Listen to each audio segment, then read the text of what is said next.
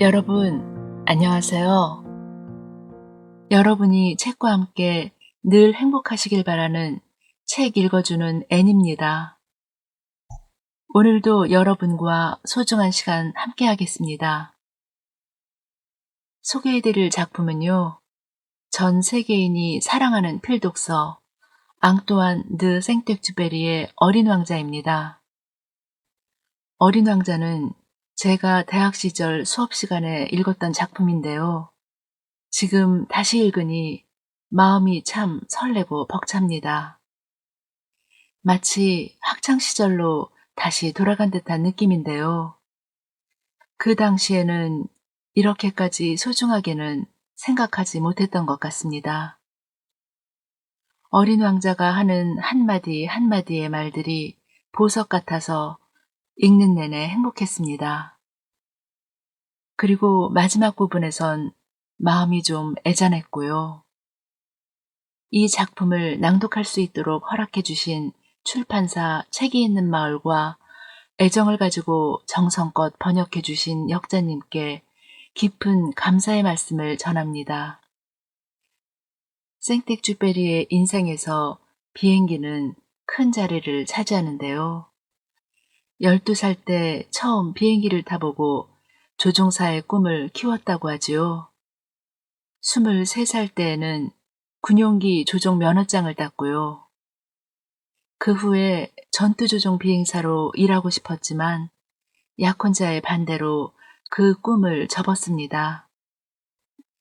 그리고 민간 항공사에 입사해서 우편물을 비행기로 수송하는 정기 우편 비행 업무를 합니다. 1935년에는 사하라 사막에 불시착했다가 극적으로 구출되기도 했는데요.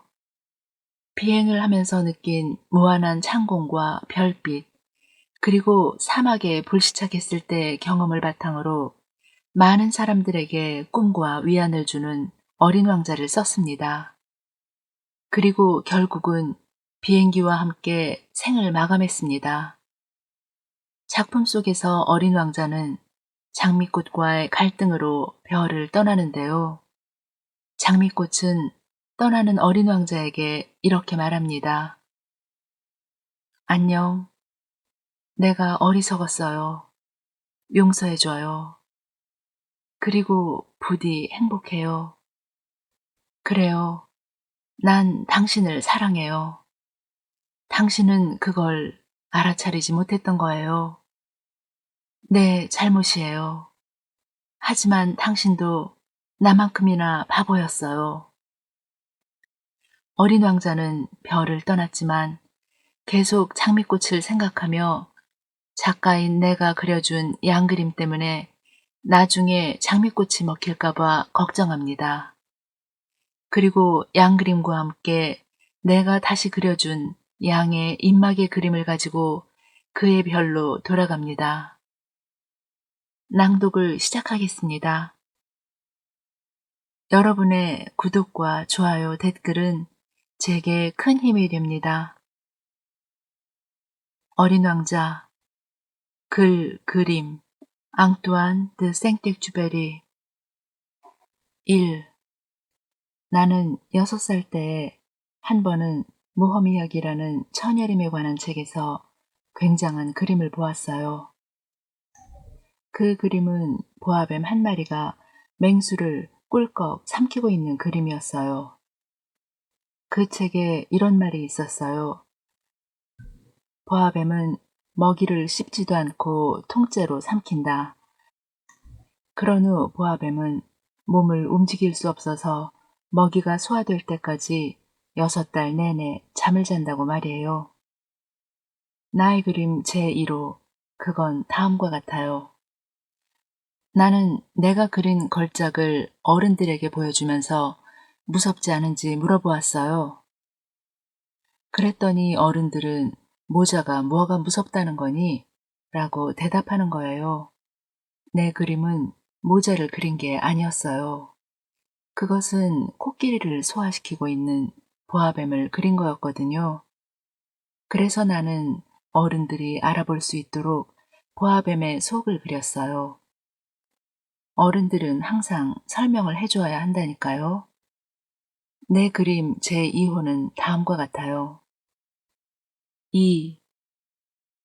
나는 진심으로 이야기를 나눌 사람 하나 없이 혼자서 살아왔어요. 6년 전 사하라 사막에서 비행기 사고를 당하기 전까지 그렇게 살았던 거예요. 비행기 엔진에 있는 무언가가 고장난 거였어요. 첫날 저녁, 나는 사람이 사는 곳에서 수천 마일이나 떨어진 사막에 누워 잠이 들었어요. 저 양 한 마리만 그려줘요. 아주 이상한 꼬마가 진지하게 나를 바라보고 있었어요. 나는 이렇게 해서 어린 왕자를 알게 되었던 거예요. 3. 그가 어디서 왔는지 알기까지는 오랜 시간이 걸렸어요. 아저씨도 하늘에서 왔군요. 그럼 아저씨는 어느 별에서 왔는데요? 넌 다른 별에서 왔단 말이니? 그러나 그는 내 말에 아무런 대꾸도 하지 않았어요.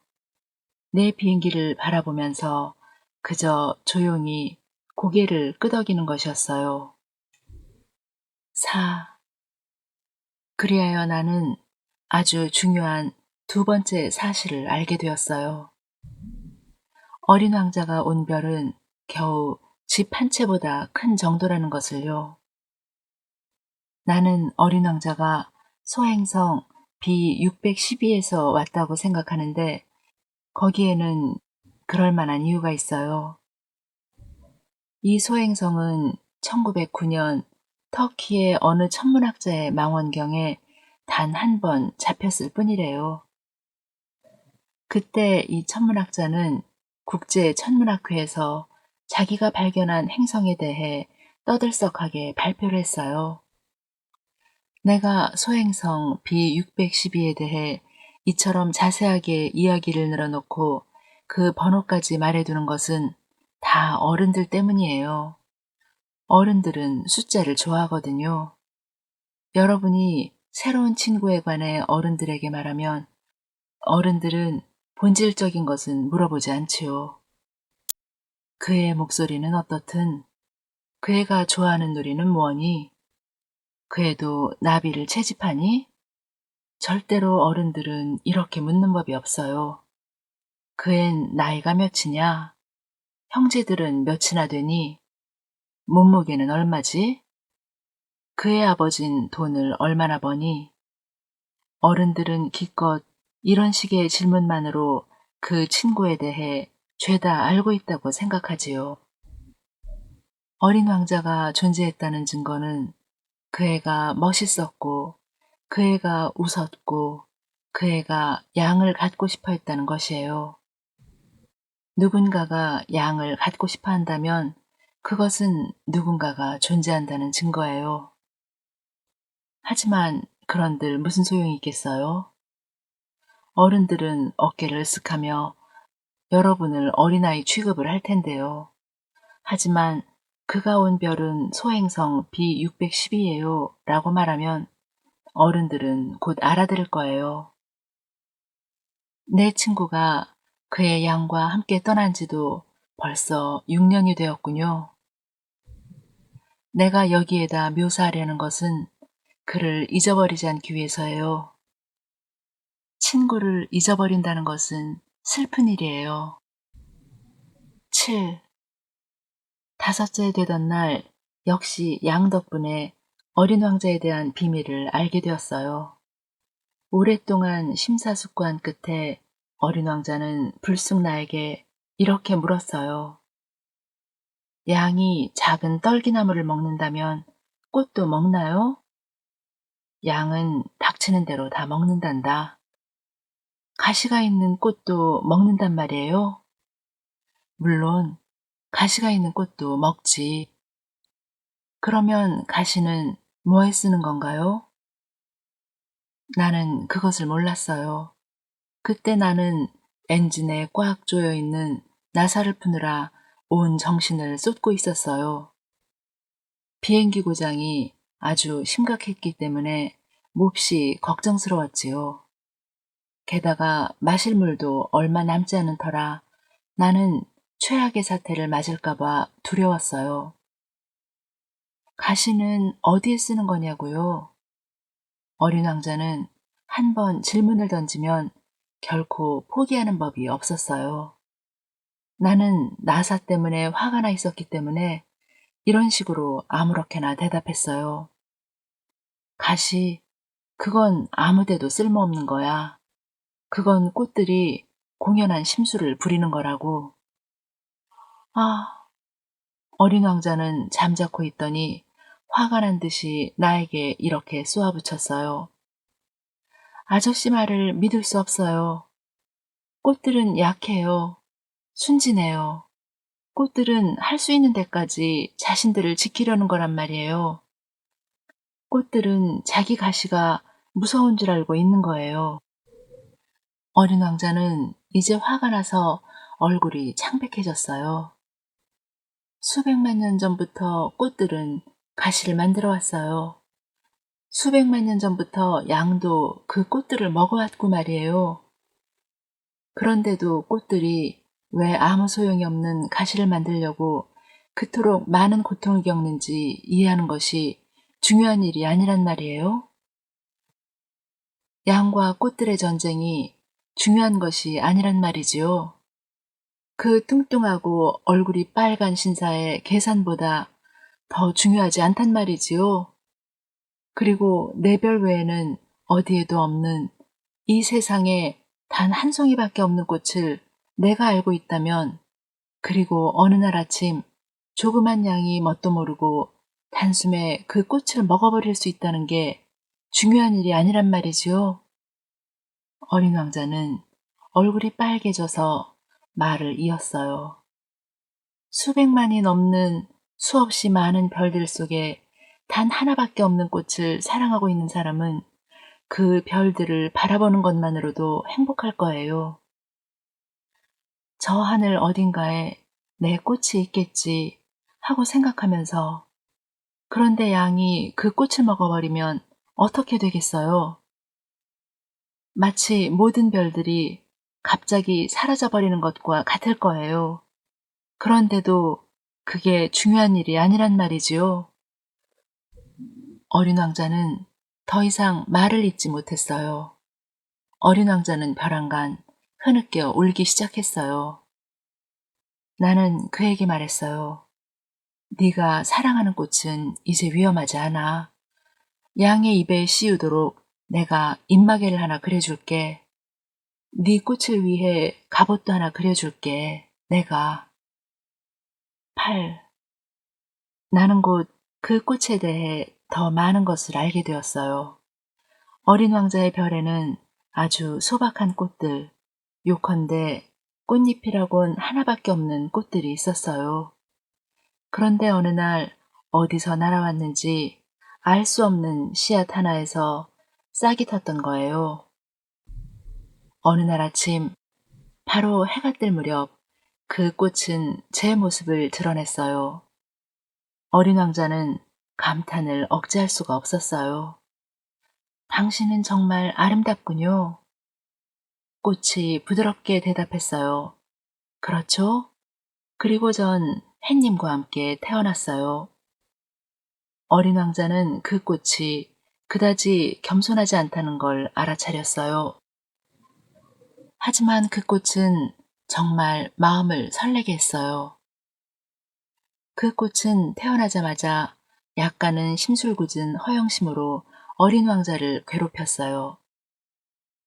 이 꽃은 정말 까다롭구나 하고 어린 왕자는 속으로 생각했어요. 저녁엔 유리덮개를 씌워줘요. 당신 별은 너무 추워요. 설비도 엉망이고요. 제가 떠나온 곳은... 그러나 꽃은 거기서 말을 그만두었어요. 꽃은 씨의 모습으로 왔던 거예요. 그러니 다른 세계에 대해서 결코 알 리가 없었지요. 그런 뻔한 거짓말을 꾸며대다가 들킨 게 부끄러워 꽃은 어린 왕자에게 잘못을 뒤집어 씌우려고 두세 번 기침을 했어요. 이렇게 해서 어린 왕자는 사랑에서 우러나온 선의를 가지고 있으면서도 그 꽃을 의심하게 되었어요. 대수롭지 않은 말을 심각하게 받아들였어요. 그것은 그를 아주 불행하게 했어요. 어느 날 그는 내게 속마음을 털어놓았어요. 꽃의 말을 듣지 말아야 했어요. 절대로 꽃들의 말을 들어서는 안 돼요. 그냥 바라보고 향기나 맡아야 해요. 내 꽃은 내 별을 향기롭게 해주었는데도 나는 그걸 즐길 줄 몰랐던 거예요. 그때 난 아무것도 알지 못했어요. 말이 아니라 행동을 보고 판단해야 했어요. 그 꽃은 나를 향기롭게 해주고 내 마음을 맑게 해주었어요. 거기서 도망쳐 나오는 것이 아니었어요. 그 가련한 속임수 뒤에 애정이 숨어 있는 걸 알아차려야 했어요. 꽃들은 아주 모순덩어리예요. 하지만 난 너무 어려서 꽃을 사랑할 줄 몰랐던 거예요. 9. 나는 어린 왕자가 철새 때의 이동을 이용해서 별을 떠났으리라 생각해요. 떠나는 날 아침 그는 별을 잘 정돈해 놓았어요. 다시는 돌아올 수 없으리라 생각했던 거예요. 친숙한 그 모든 일들이 그날 아침엔 유난히도 정겹게 느껴졌어요. 안녕. 어린 왕자는 꽃에게 작별 인사를 했어요. 그러나 꽃은 대답이 없었어요. 잘 있어. 그는 다시 말했어요. 꽃은 기침을 했어요. 하지만 그것은 감기 때문이 아니었어요. 마침내 꽃이 말했어요. 내가 어리석었어요. 용서해줘요. 부디 행복해요. 그래요. 난 당신을 사랑해요. 꽃이 말했어요. 당신은 그걸 알아차리지 못했던 거예요. 내 잘못이에요. 하지만 당신도 나만큼이나 바보였어요. 10.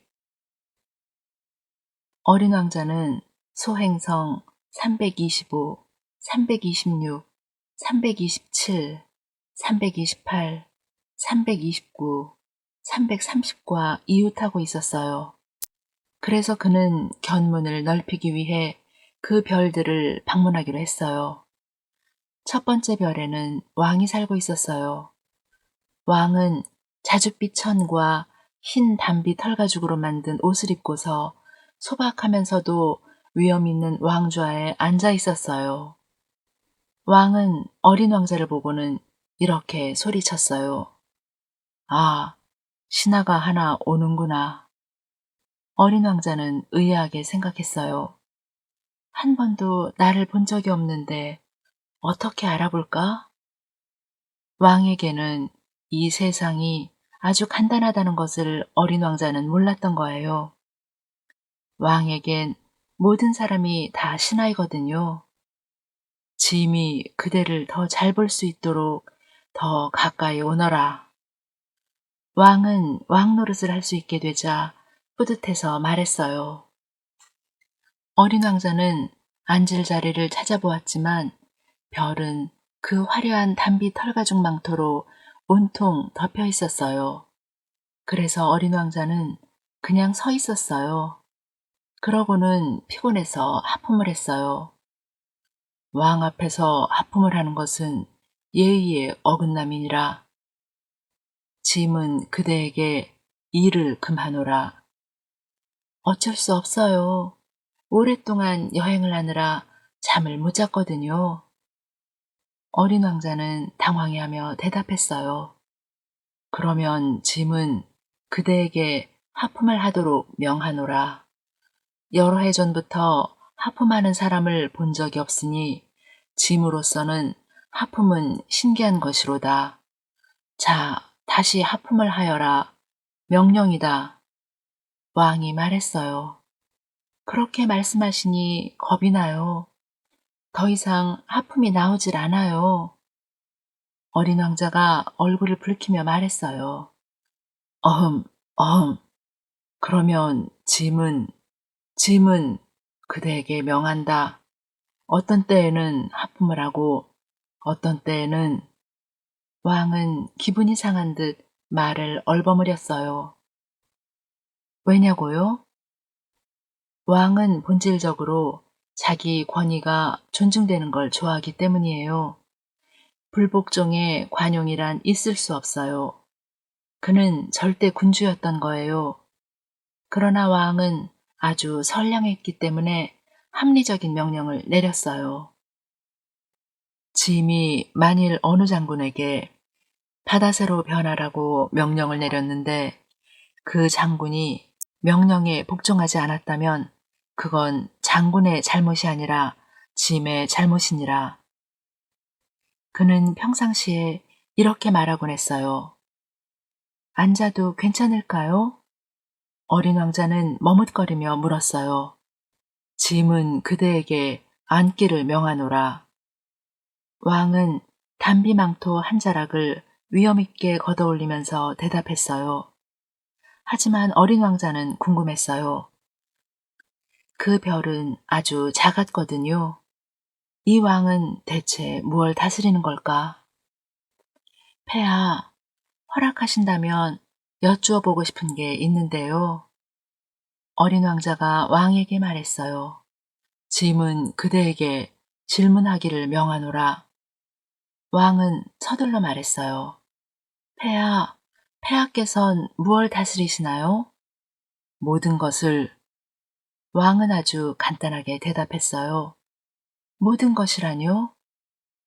왕은 조심스럽게 그의 별과 다른 모든 별들과 그리고 떠돌이 별들을 가리켰어요. 저걸 전부요? 어린 왕자가 물었어요. 전부. 그는 절대 군주였을 뿐만 아니라 우주의 군주였던 거예요. 저는 해 지는 것을 보고 싶어요. 저에게 관용을 베풀어 주세요. 해가 지도록 명령해 주세요. 짐이 만일 어느 장군에게 나비처럼 이곳 저곳으로 날아다니라든지 아니면 비극을 한 편 쓰라든지 바다새로 변하라고 명령했을 때 그 장군이 내 명령을 수행하지 못했다면 짐과 장군 둘 중 누구의 잘못인가? 폐하의 잘못이에요. 어린 왕자는 단호하게 대답했어요. 맞도다. 누구에게나 그가 할 수 있는 것을 요구해야만 하느니라. 권위란 우선 이성에 근거를 두는 법이니라. 만일 그대가 그대의 백성들에게 바다에 빠지라고 명령한다면 백성들은 혁명을 일으킬 것이니라. 짐의 명령이 온당하기 때문에 짐은 복종을 요구할 권리가 있는 것이로다. 그럼 제가 부탁한 석양은요? 한 번 질문하면 절대로 잊어버리지 않는 어린 왕자는 다시 물었어요. 그대는 석양을 보게 될 것이니라. 짐이 그것을 요구하겠노라. 하지만 짐의 통치관에 따라 조건이 마련될 때까지 기다릴 것이니라. 왕은 우선 커다란 달력을 들추며 대답했어요. 그것은 오늘 저녁 그것은 오늘 저녁 7시 40분경이 될 것이니라. 그러면 그대는 짐이 내린 명령이 얼마나 잘 이행되는지 알게 될 것이니라. 어린 왕자는 하품을 했어요. 해지는 것을 못 보게 되어 서운했어요. 그는 벌써 좀 지루해졌어요.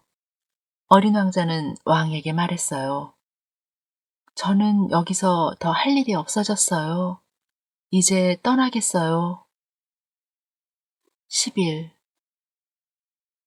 두 번째 별에는 허영쟁이가 살고 있었어요. 오, 오, 찬미자의 방문이로군.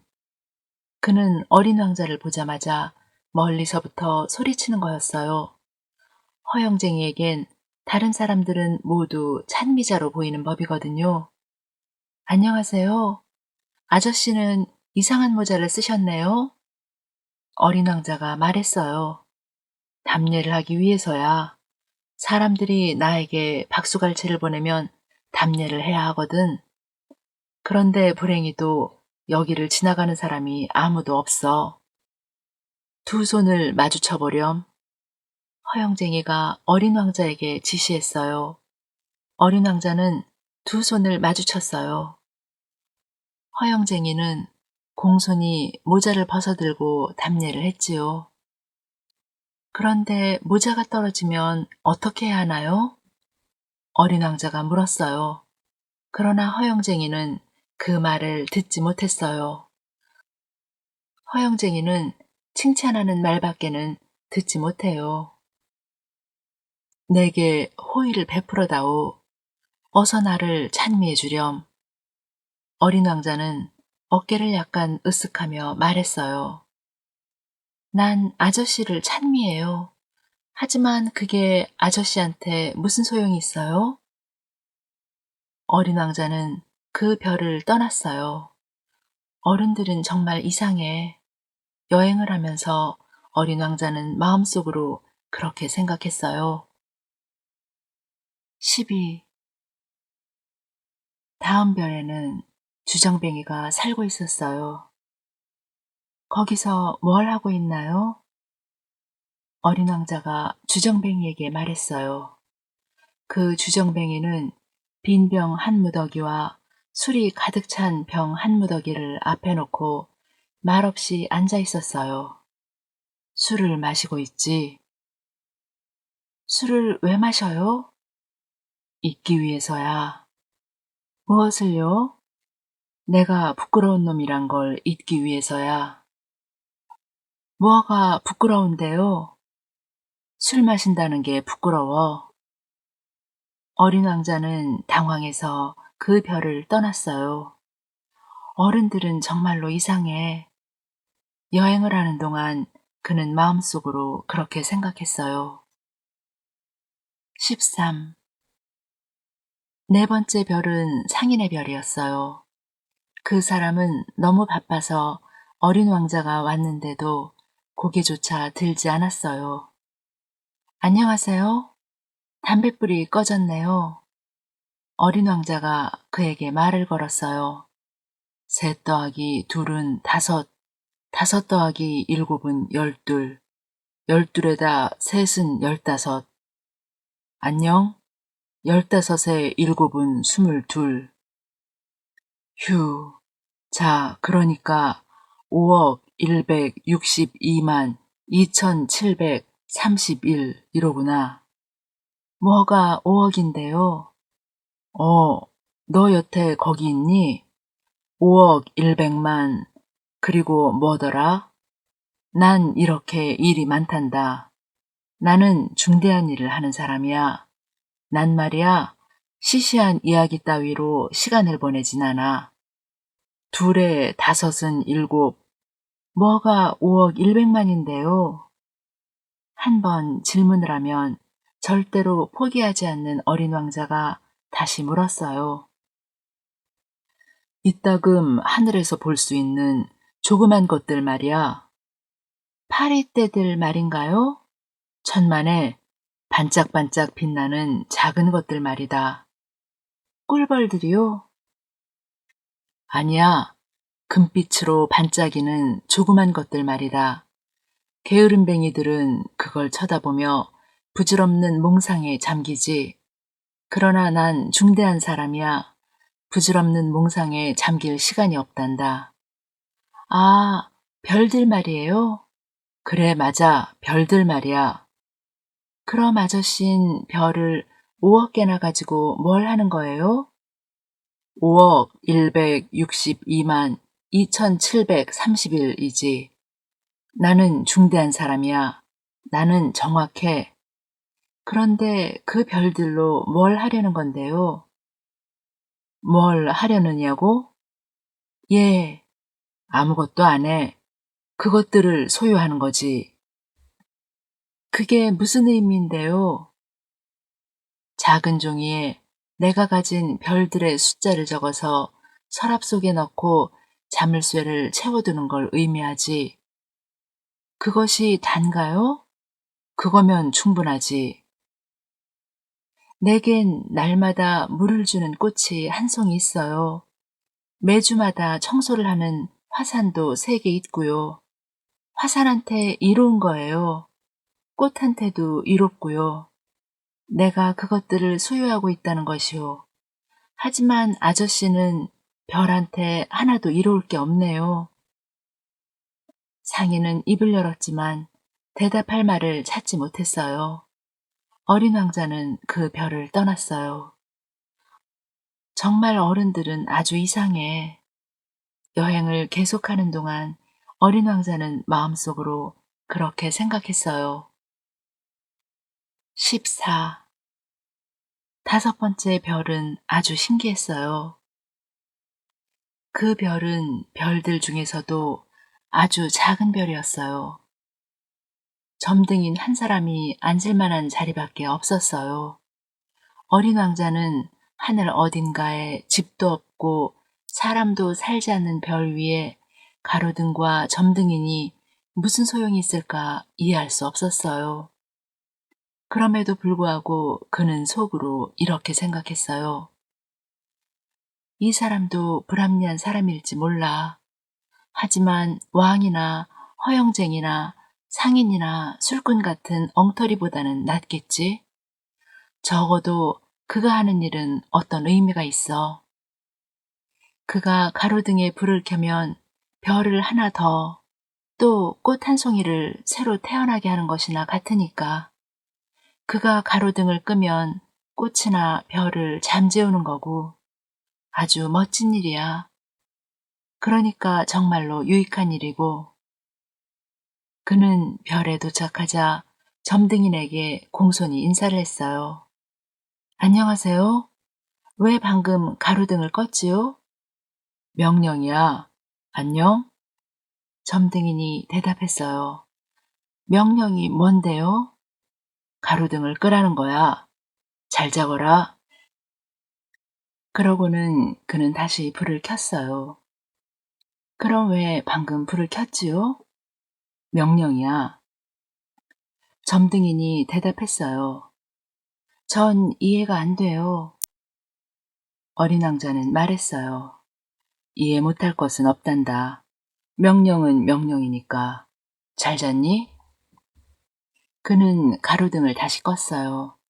그러고 난 뒤 붉은 네모무늬가 있는 손수건으로 이마에 땀을 닦았어요. 나는 너무 힘든 일을 하고 있단다. 예전엔 이치에 맞는 일이었지. 아침에 불을 끄고 저녁에 불을 켰으니까. 낮엔 쉴 시간도 있었고 밤엔 잠잘 시간도 있었고. 지금은 별이 1분에 한 바퀴씩 도니까 나는 단 1초도 쉴 시간이 없는 거야. 1분마다 한 번씩 가로등을 켰다 껐다 하는 거야. 어린 왕자는 더 먼 여행을 떠나며 혼자 이렇게 생각했어요. 내가 친구로 삼고 싶은 유일한 사람인데, 하지만 저 아저씨 별은 정말 너무 작아. 둘이 있을 자리가 없으니. 16. 7번째 별은 지구였어요. 지구는 보통 별이 아니에요. 이 별엔 왕이 111명, 지리학자가 7,000명, 상인이 90만 명, 술꾼이 750만 명, 허영쟁이가 3억 1100만 명, 이를테면 거의 20억가량의 어른들이 살고 있어요. 좀 멀리서 바라보면 정말 찬란했어요. 17. 지구에 도착한 어린 왕자는 아무도 보이지 않아 몹시 놀랐어요. 혹시 별을 잘못 찾아온 게 아닌가 두려워지기 시작했어요. 그때 달빛 같은 고리가 모래 속에서 움직였어요. 좋은 밤이야. 어린 왕자는 혹시나 하고 말을 걸었어요. 좋은 밤. 뱀이 인사를 받았어요. 내가 어느 별에 도착한 거니? 어린 왕자가 물었어요. 지구야, 여긴 아프리카고. 뱀이 대답했어요. 아, 그럼 지구엔 사람이 없니? 여긴 사막이야. 사막엔 사람이 살지 않아. 지구는 넓단다. 뱀이 말했어요. 어린 왕자는 바위 위에 앉아 눈을 들어 하늘을 바라보았어요. 하늘에서 별들이 빛나는 건 언젠가는 저마다 자기 별을 다시 찾을 수 있게 하려는 때문이야. 내 별을 봐. 바로 우리 위에 있어. 하지만 얼마나 먼 곳인데. 어린 왕자가 한 말이에요. 아름답구나. 여긴 뭐하러 왔니? 뱀이 말했어요. 꽃하고 문제가 생겼거든. 그랬구나. 그리고 그들은 말이 없었어요. 마침내 어린 왕자가 입을 열었어요. 사람들은 어디 있니? 사막은 좀 쓸쓸하구나. 사람들이 사는 곳도 역시 쓸쓸해. 어린 왕자는 오랫동안 뱀을 물끄러미 바라보았어요.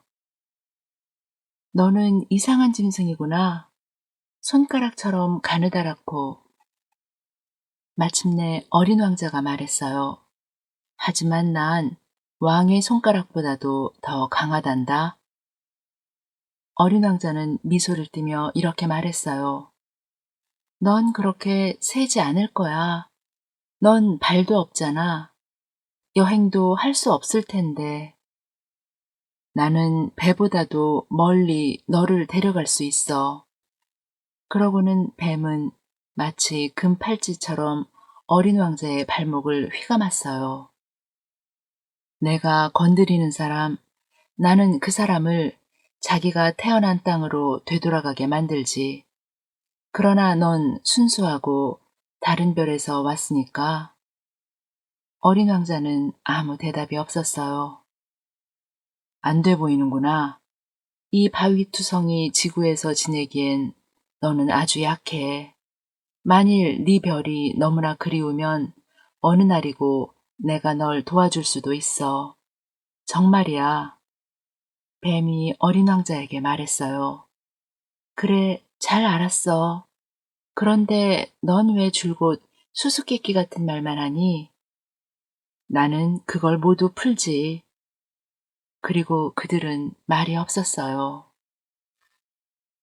20일. 안녕? 여우가 인사했어요. 안녕?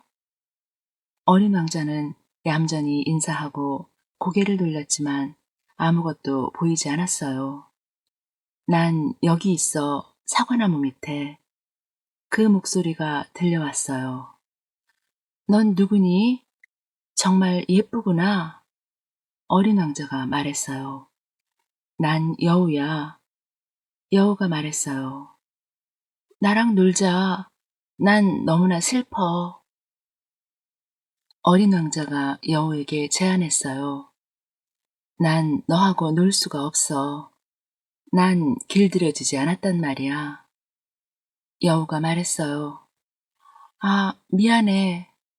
어린 왕자가 말했어요. 그러나 어린 왕자는 깊이 생각한 끝에 다시 물었어요. 길들인다는 게 무슨 의미지? 넌 여기 아이가 아니구나. 넌 무얼 찾고 있니? 여우가 말했어요. 난 사람들을 찾고 있어. 길들인다는 게 무슨 뜻인데? 어린 왕자가 물었어요. 사람들은 총을 가지고 있어. 그 총으로 사냥을 하지. 그래서 아주 거북해. 그들은 닭도 키우는데 그게 유일한 낙이야. 넌 닭을 찾고 있니? 아니야. 나는 친구들을 찾고 있어. 길들인다는 게 무슨 뜻이야? 어린 왕자가 물었어요. 그건 너무나 잊혀져 있는 거지. 그건 관계를 맺는다는 의미야. 여우가 말했어요. 관계를 맺는다고? 물론이지. 내게 넌 아직 수십만의 아이들과 같은 어린아이일 뿐이야. 난 네가 필요하지 않고 너 역시 내가 필요하지 않아. 너에게는 내가 수십만의 여우들과 같은 여우에 불과하니까. 하지만 네가 나를 길들인다면 우리는 서로를 필요로 하게 될 거야. 너는 나에게 이 세상의 유일한 존재가 될 거야. 나는 너한테 세상에 단 하나밖에 없는 존재가 될 거고. 무슨 말인지 알겠어. 내겐 꽃이 하나 있는데 그 꽃이 날 길들인 것 같아. 어린 왕자가 말했어요. 그럴 수 있지. 지구 위엔 온갖 생물들이 다 있으니까. 아, 지구에서 그런 게 아니야. 여우는 몹시 마음이 끌리는 것 같았어요. 그럼 다른 별에서야? 그래. 그 별에도 사냥꾼이 있니? 없어. 재미있네. 그럼 닭은? 없어. 완전한 건 아무것도 없구나. 여우는 한숨을 내쉬었어요. 그러나 여우는 하던 이야기로 되돌아갔어요. 내 생활은 단조로워. 나는 닭을 쫓고 사람들은 나를 쫓지. 닭들은 모두 서로 비슷하고 사람들도 모두 비슷해. 그래서 난 좀 권태로워. 그러나 네가 날 길들인다면 내 생활은 햇빛을 받은 것처럼 밝아질 거야. 다른 발자국 소리와는 다르게 들릴 너의 발자국 소리를 나는 알게 될 거야. 다른 발자국 소리가 나면 나는 땅속으로 숨을 거야. 네 발자국 소리는 음악 소리처럼 나를 굴 밖으로 불러낼 거야. 그리고 저길 봐. 밀밭이 보이니? 나는 빵을 먹지 않아. 밀은 나한테 쓸모가 없어. 밀밭을 보아도 아무 생각도 떠오르지 않아. 그래서 슬퍼. 그러나 네 머리칼은 금빛이야. 그래서 네가 날 길들인다면 정말 신날 거야. 밀도 금빛이기 때문에 밀은 너를 기억하게 해줄 거야. 그래서 밀밭을 스치는 바람 소리까지 사랑하게 될 거고. 여우는 말없이 오랫동안 어린 왕자를 바라보았어요. 제발 나를 길들여 주렴. 널 길들이려면 어떻게 해야 하니? 아주 참을성이 많아야 돼. 우선 넌 나와 좀 떨어져서 그렇게 풀밭에 앉아 있는 거야. 난 곁눈질로 널 볼 거야. 넌 아무 말도 하지 마. 말은 오해의 씨앗이거든. 그러면서 날마다 너는 조금씩 더 가까이 앉으면 돼. 여우가 대답했어요. 그 다음날 어린 왕자는 다시 왔어요. 여우가 말했어요. 같은 시간에 오는 게 더 좋을 거야. 가령 오후 4시에 네가 온다면 3시부터 나는 행복해지기 시작할 거야. 시간이 가면 갈수록 그만큼 난 더 행복해질 거야. 그래서 어린 왕자는 여우를 길들였어요. 그리고 그가 떠날 시간이 다가왔을 때 여우가 말했어요. 아, 난 울 것 같아. 그건 네 잘못이야. 난 조금도 괴롭히고 싶지 않았는데 네가 길들여 주길 원해서. 물론 그랬지. 그런데 넌 울려고 하잖아. 맞는 말이야. 그럼 넌 하나도 얻은 게 없잖아. 얻은 게 있어. 저 밀 색깔이 있으니까. 장미들을 보러 가렴. 너는 네 꽃이 이 세상에 단 하나란 걸 알게 될 거야. 그리고 나에게 이별의 인사를 하러 와. 그럼 비밀 하나를 선물로 줄게. 그리고 어린 왕자는 여우에게 다시 갔어요. 잘 가. 내 비밀은 이거야. 아주 간단해. 마음으로 보아야 잘 볼 수 있다는 거야. 중요한 것은 눈에 보이지 않아. 네 장미를 그토록 소중하게 만든 건 네가 그 장미를 위해 소비한 시간이야.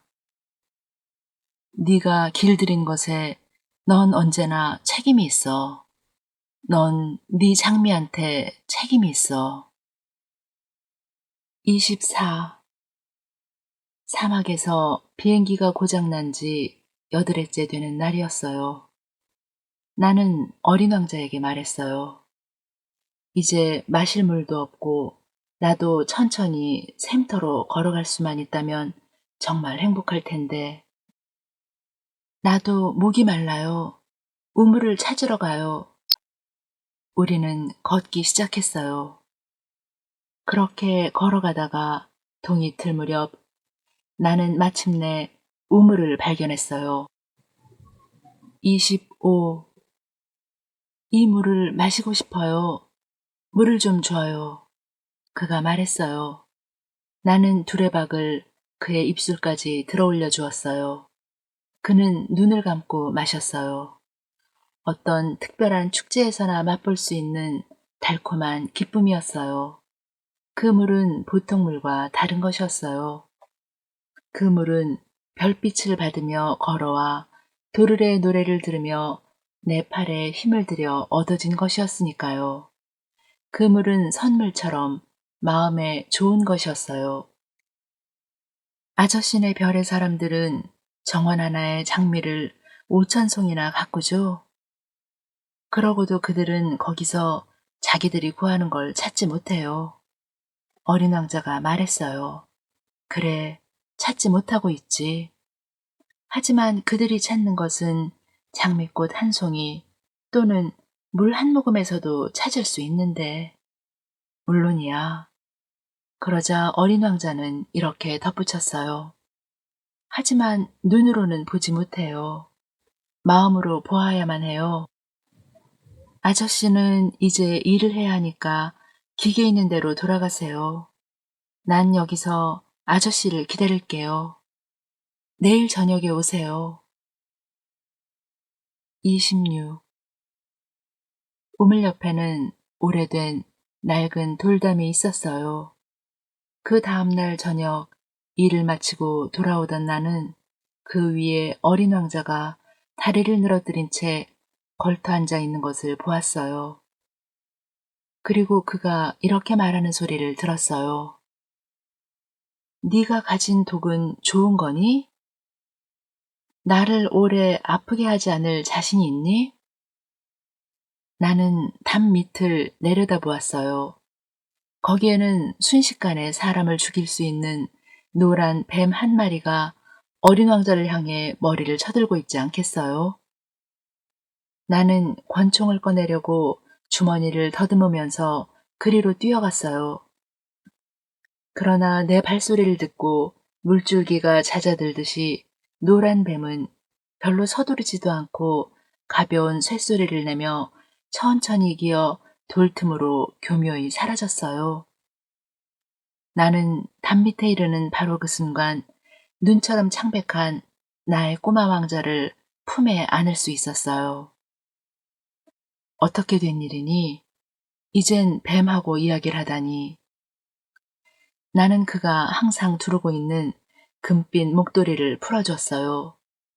나는 그의 관자놀이에 물기를 적셔주고 물을 먹였어요. 나는 그의 가슴이 총에 맞아 죽어가는 새처럼 뛰는 걸 느꼈어요. 어린 왕자는 내게 이렇게 말했어요. 정말 기뻐요. 아저씨가 비행기를 수리했으니 말이에요. 아저씨는 집에 갈 수 있을 거예요. 나는 무언가 심상찮은 일이 일어났다는 것을 느꼈어요. 나는 그를 어린애처럼 꼭 끌어안고 있었어요. 하지만 그는 내가 아무것도 할 수 없는 심연 속으로 내려가고 있는 것 같았어요. 어린 왕자는 진지한 눈빛으로 먼 데를 바라보았어요. 내겐 아저씨가 준 양이 있어요. 그리고 양을 넣어둘 상자가 있고요. 또 입마개도 있고. 그러고는 쓸쓸하게 웃었어요. 오늘 밤이면 꼭 1년이에요. 지난해에 내가 떨어졌던 바로 그 자리 위에 내 별이 나타날 거예요. 꼬마야, 넌 나쁜 꿈을 꾼 거야. 뱀하고 있었던 일, 만날 장소, 그리고 별 같은 건. 그러나 그는 내 물음에는 대답하지 않고 이렇게 말했어요.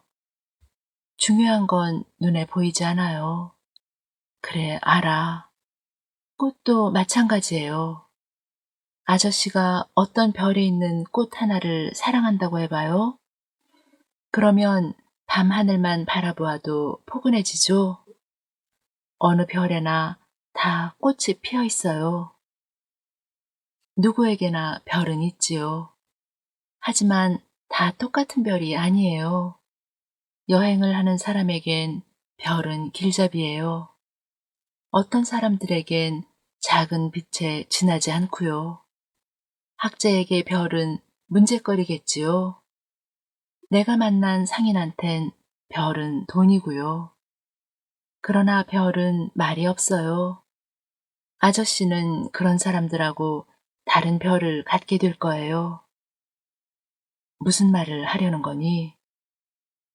아저씨가 밤에 하늘을 바라보게 되면 내가 그 별들 중에 한 별에서 살고 있고 그 별들 중에 한 별에서 내가 웃고 있을 거라는 말이에요. 그러면 아저씨에겐 마치 모든 별들이 웃고 있는 것처럼 보일 거예요. 아저씨는 웃을 줄 아는 별을 가지게 될 거예요. 오늘 밤은 알죠?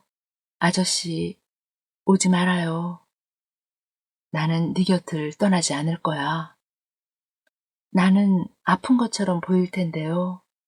어쩌면 죽은 것처럼 보일 거예요. 그러니 보러 오지 말아요. 그럴 필요가 없어요. 나는 네 곁을 떠나지 않을 거야. 그러나 그는 걱정스런 눈치였어요. 내가 이런 말을 하는 것은 뱀 때문이기도 해요. 뱀이 아저씨를 물면 안 되니까. 뱀은 심술쟁이란 말이에요. 장난삼아 물지도 몰라요. 나는 네 곁을 떠나지 않을 거야. 그러나 그는 무언가 안심이 되는 것 같았어요. 뱀이 두 번째 물 땐 독이 없다는 건 사실이긴 해요. 그날 밤 나는 그가 떠나는 것을 보지 못했어요. 그는 소리 없이 빠져나갔어요. 내가 그를 다시 보았을 때 그는 망설이지 않고 빠른 걸음으로 걷고 있었어요. 그는 다만 이렇게 말했어요. 아저씨, 거기에 있었어요? 그는 그리고 내 손을 잡았어요. 그러나 그는 여전히 걱정하는 눈치였어요. 아저씨가 잘못한 거예요.